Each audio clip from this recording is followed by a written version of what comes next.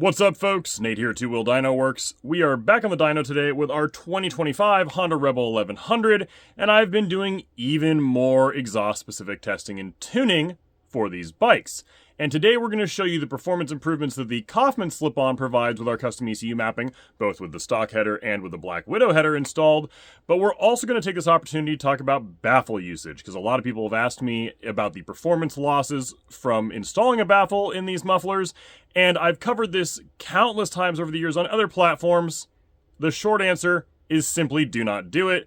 It creates huge performance losses throughout the entirety of the rev range, both at wide open throttle and at part throttle, no matter what way you look at it. But let's go ahead and dive into the data here, and I'll show you guys the dyno graphs for yourself, so you can go ahead and make a much more educated decision before you slide a baffle in your slip-on. So first, let's talk about the Kaufman slip-on. The folks over at Kaufman are actually nice enough to go ahead and send me this just for promotional and testing purposes, so a big shout out and thank you to them for going ahead and getting that shipped over to us. Now, obviously, both they and I know that this is a very popular slip-on system on these bikes because it's significantly shorter, louder, and more aggressive sounding than most of the other slip-ons out there on the market. And if you're looking for sort of the meanest sounding slip-on for your Rebel 1100, this is definitely what you want. With just their slip-on installed, even bolted up to just the OEM header and our custom ECU mapping in place, there are significant performance improvements to be had throughout the entirety of the rev range and, of course, at wide open throttle. But before we go ahead and talk about the specific performance improvements of the Kaufman slip-on, we should, as always, quickly recap what we've already covered on these bikes in our testing and tuning videos prior to the ones that we're posting now. And I have this dyno graph on our website at twowheeldynoworks.com for everybody to see. Now, this is covered in depth in the very first video that we posted for these bikes, so if you have not seen that, you'll definitely want to go watch it, because this is going to be a very brief overview of the performance improvements with the various setups and systems that we've already shown you. In bone stock trim, you've got the yellowish orange line there, and the bike made about 76.7 horsepower and 67.6 pound-feet of torque. It has a ridiculous 99 mile an hour top speed limiter in place, so you can't even rev these things out in the upper gears, which is why it stops at about 6,500 RPM, and the fueling is absolutely terrible at part throttle throughout pretty much the rest of the rev range. Now, with just our custom ECU mapping in place and no physical changes made to the bike, power comes up to about 80.5 horses and about 69 pound-feet of torque, and obviously it now revs out to 8,500 RPM in every single gear, with massively smoother fueling throughout the entirety of the throttle opening and rev range outside of wide open throttle. And then the green line there is when you install just your average open slip-on. Power comes up a few more horsepower at peak to about 83, and torque really doesn't change. The torque is corked up by the header design on these bikes, which is what the red line is on the screen there, and you can see that that is where you get the big performance improvements on these bikes. Power comes up to about 87 horsepower with the most open systems out there, and about 72 pound-feet of torque, with just massive performance improvements again throughout the entirety of the rev range. Okay, so now that we've quickly recapped that, let's dive into the specific performance improvements of the Kaufman slip-on. So the red line there on the dyno graph is the bike in 100% bone stock trim, and the blue line is with the Kaufman slip-on installed with the baffle out, which is very important and we'll get to in just a second, and the airbox mod that we just covered in our last video done to the bike with our custom ECU mapping in place. You're picking up about 6 horsepower over stock, a few pound-feet of torque, and the bike just runs and rides massively smoother and cooler than it ever did previously with the garbage stock tuning in place. And in terms of comparing the Kaufman to other slip-ons out there on the market, it actually performs within like tenths of a horsepower of the Cobra system that I also showed you in our last video, which I'm a big personal fan of. But what we need to cover here is the baffle. Now, that testing that I just showed you is with the baffle in. As you can see by some of the scratch marks I've got here now on this system, I've had this baffle in and out multiple times while testing it with both the stock header and with the Black Widow header. And this baffle, again, this is not specific to the Kaufman here, but any baffle in any slip-on for these bikes is going to absolutely murder exhaust pulse velocity and flow through the engine, and therefore performance. So here's some data to go ahead and hopefully drive home what I'm talking about here, folks.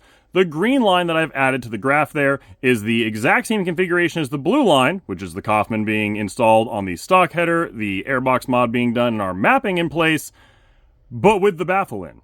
You lose 3 horsepower at the peak, and you've effectively erased the gains through the mid-range, and in fact, you've gone backwards from stock at one point here at around 3,000 RPM.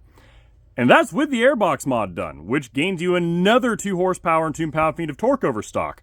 So if you were to do this comparison with the OEM airbox still in place, you're actually going slightly backwards from what the stock muffler is capable of flowing. Now that may come as a shock to a lot of you out there that have installed slip-ons on these bikes and still running around with the baffle in place, but it really shouldn't if you think about it objectively. The whole point of a lot of manufacturers, like Kaufman for example, installing a baffle is so that it can be installed on the bike without having to require any sort of custom tuning. It very closely resembles the stock exhaust system's airflow characteristics, and you get a little more sound out of it because of the muffler design. But, again, think about what I just said there. To resemble the stock muffler's performance characteristics. So obviously, you're just not going to get any additional performance out of the thing when you've got a baffle, which is essentially just a giant plug, sitting inside the muffler.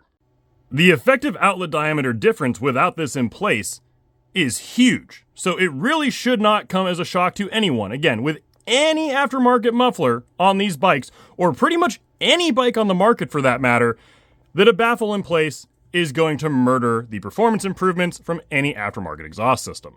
Now obviously all of that testing and data that I just showed you is with the stock header in place. I've done the testing with the Black Widow header installed as well, so let's quickly talk about that. Because a lot of people think that, oh, well, maybe I'll just get an aftermarket header on the bike, get those performance gains, and then still put a baffle in an aftermarket slip-on so it's not as loud. But it just doesn't work that way, folks. So the red line there on the screen is again the bike in 100% bone stock trim, and now the green line is with the Black Widow header in place, the Kaufman slip-on installed, the airbox mod that we've previously talked about being done to the airbox, and our custom ECU mapping to match. Performance has come up to 86 horsepower and about 71 1/3 pound-feet of torque, which is pretty much identical to a lot of the other slip-ons we've tested out there. Again, the Kaufman flows incredibly well without the baffle in. But by installing the baffle in the muffler, even with the Black Widow header in place, you are effectively erasing the vast majority of the gains through the mid-range on these bikes. The blue line there that I've added back onto the graph is the exact same setup we just talked about with the Kaufman installed in the Black Widow header and the airbox mod and our custom ECU mapping, but with the baffle in place. And as you can see, you've essentially erased those big torque gains that you get from installing the Black Widow header on the bike. Yeah, you still have some peak horsepower gains because it still does flow better than the stock header out there at the top end, but you've essentially gone not quite backwards, but pretty much back to stock when it comes to torque, which is a lot of the fun of riding these bikes. They make great torque with a high-quality exhaust system installed and a high-quality header, and you just are not capable of getting any of that and experiencing any of that benefit with a baffle in. It's also very important to note that this is not a scenario in which you can just choose to go ahead and pull a baffle out or put a baffle back in, depending upon where you're going to go ride that day. A lot of people somehow have this in their head that that's like an acceptable solution to this problem when it comes to baffles creating as big of a performance restriction as they do. But in almost all cases and almost all models, including the Rebel 1100, that's just not the right way to do things, because the fueling needs to achieve an optimal AFR target with the baffle out versus the baffle in are almost 15% apart from each other on these bikes. Meaning that if you've got the bike tuned for a baffle out, which is my 100% recommendation, you're tuning the bike, you want the maximum performance it can possibly offer you, and then you put a baffle in, it's going to be running 15% richer than it should be throughout a pretty significant chunk of the RPM range. And vice versa, if you have it tuned for a baffle in, which I would never recommend on this bike and for most other bikes out there on the market, and then you pull the baffle out, you're going to be running 15% too lean through a significant portion of the rev range, which is not good, folks. The right way to do this is to pick the muffler that is appropriate for what you're looking for out of the bike. If you want a loud, aggressive sounding 1100 that sounds badass at wide open throttle, the Kaufman is absolutely a great solution for you. It is much shorter and much more open than many other mufflers out there on the market for these bikes, so it fits the bill. But if you want the performance improvements without a lot of the additional noise, baffling a setup like this is absolutely the wrong way to go. Simply pick a longer muffler with more packing inside the muffler itself to subdue a lot of that sound, change the tone, and you can still have all the performance with much less noise and without having to run a restrictive baffle. And again, this is not specific to the Kaufman system, and it is not specific to these bikes. This is something that holds true on almost every modern motorcycle that isn't the really tiny displacement ones like R3s and Ninja 400s that actually benefit from having a baffle in. Again, in pretty much every case, you do not want to run a baffle in your aftermarket slip-on if you're actually looking for additional performance improvements, because it just murders your gains throughout the vast majority of the rev range. Now, regardless of what setup you decide to go with, I've obviously got custom ECU mapping built for you for pretty much every intake and exhaust setup now available for these Rebel 1100s. So no matter what you decide to do and what system you decide to put on the bike, we will absolutely have custom ECU mapping developed for you right here at Two-Wheel Dyno Works, and you simply are not going to find higher quality intake and exhaust specific tuning for these particular bikes anywhere else on the planet, because no other tuner has gone through anywhere near the level of intake and exhaust specific testing that we have here, which is why I can make that guarantee. So if you want to get our custom ECU mapping flashed into your Rebel 1100 ECU, head over to TwoWheelDynoWorks.com, purchase our mail-in ECU flashing service on our site for $349.99, ship us your ECU, and we'll get it flashed and shipped right back to you the very same day we receive it. And as always, if you have any questions whatsoever about different intake setups or different exhaust setups or whatever it is about these bikes, please do not hesitate to email us at support@TwoWheelDynoWorks.com.